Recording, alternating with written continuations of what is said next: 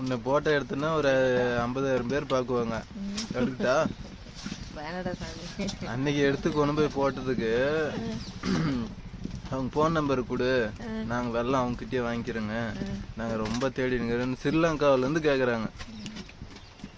இலங்கையில இருந்து எங்களுக்கு வெள்ளம் வேணும் வாங்கி கொடுங்க, நாங்க எப்படி வாங்கறதுன்னு கேக்குறாங்க. அவ்வளவுதான், அம்மா ஊரை விட்டே போயிரும்.